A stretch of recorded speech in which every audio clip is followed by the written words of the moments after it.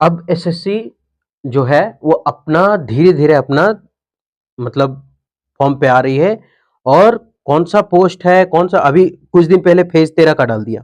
ठीक, फेज 13 वाला आया, उसके बाद अब आ गया स्टेनोग्राफर का।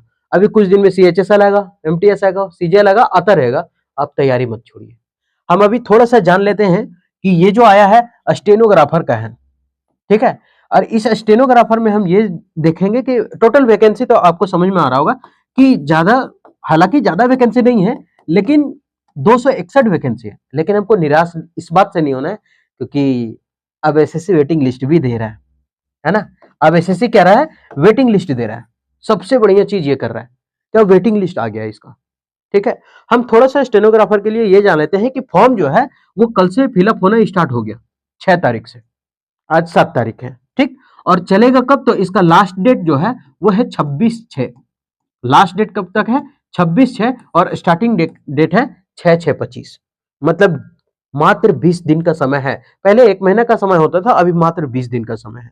ठीक, उसके बाद जो लास्ट जो टाइम है रिसिप्ट ऑनलाइन, मतलब वो लोग रिसिप्ट करेंगे 26 तारीख तक ही करेंगे, है ना, इतना बजे तक।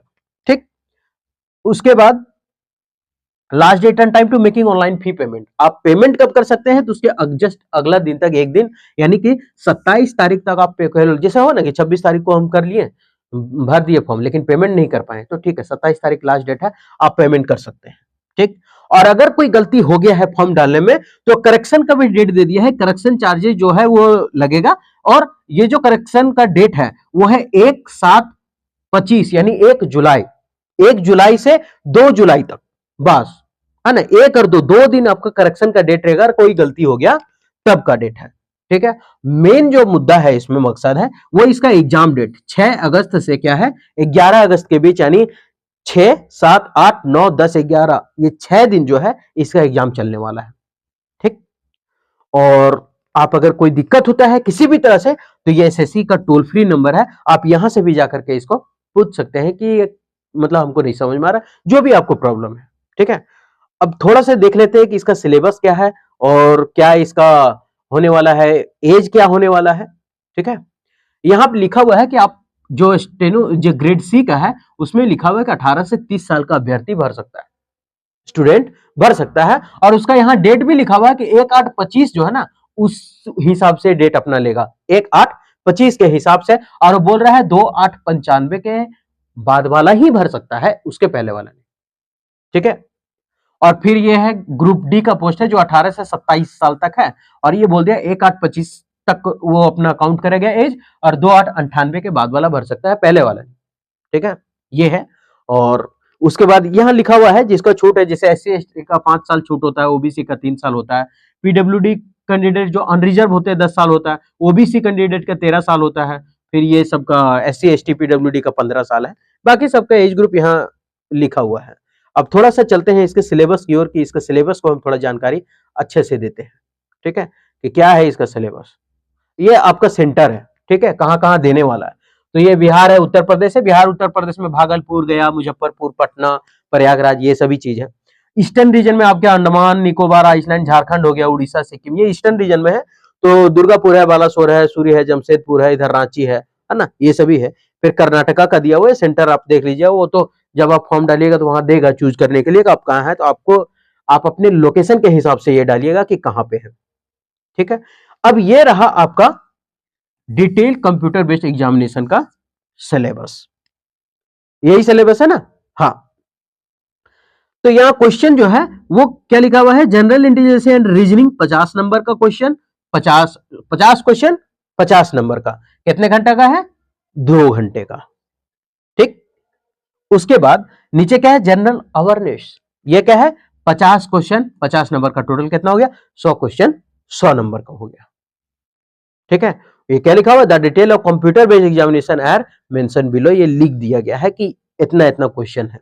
आगे थोड़ा सा हम बढ़ते हैं, इसका सिलेबस कहां गया, ये जो है स्टेनोग्राफर, अब यहाँ डिटेल क्या है, स्टेनोग्राफर अगर डी भरते हैं तो उसमें इंग्लिश 50 नंबर का, है ना, सॉरी टाइम ड्यूरेशन दिया हुआ है 50। ये क्या लिखा हुआ है यहाँ पे, द ड्यूरेशन इन टाइम तो कैंडिडेट एलिजिबल फॉर, क्या लिखा, स्क्राइब एज पर पारा, वो स्क्राइब के लिए है।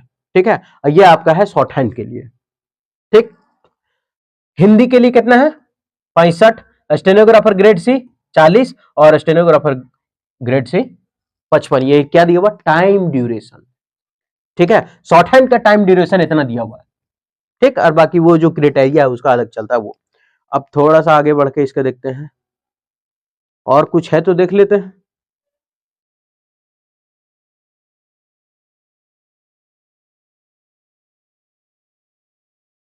एक फोटो के बारे में बता देते हैं कि आपको डालना कैसा है। आजा भाई, इतना दूर चले जाएगी डार्लिंग तुम, ऐसे कैसे होगा। ए गुस्सा लग रहा है। आप थोड़ा सा वीडियो को फास्ट या तो स्किप कर दें, यहाँ पे आगे बढ़। यहाँ सबसे पहले एकदम साधारण सा फोटो खिंचाना है कि हम स्टूडेंट हैं, है ना, हम स्टूडेंट हैं। सबसे पहले ये फोटो टेढ़ा नहीं होना चाहिए डालते वक्त, है ना, ज्यादा क्लोज करके नहीं लेना है, उल्टा फोटो नहीं डाल देना है और छोटा नहीं डाल देना है, ठीक है। खिंचाना कैसे है, तो सबसे पहले माइकल जैक्सन नहीं बनना है। अगर जहां माइकल जैक्सन बने वहां धकेल जैक्सन करके निकाल देगा, ठीक। अजय देवगन तो बनना ही नहीं है ना, वो भी फोटो नहीं खिंचाना। एकदम डार्क में एकदम नहीं, ब्राइटनेस कम कर दो, ऐसा नहीं है। ये बॉबी देओल भी नहीं बनना है, धुंधला तो देना ही नहीं है ये, है ना। ये भूला जाइए कि हम रणबीर कपूर हैं, एकदम सिंपल साधारण ऐसे फोटो खिंचाना है, ठीक है। तो सिंपल साधारण कैसा फोटो खिंचाना है, एकदम ऐसा फिट होना चाहिए, ठीक है। तो ये था स्टेनोग्राफर वाला, ठीक है, खत्म हो गया। तो हम बोले टोटल वैकेंसी कितना था 261।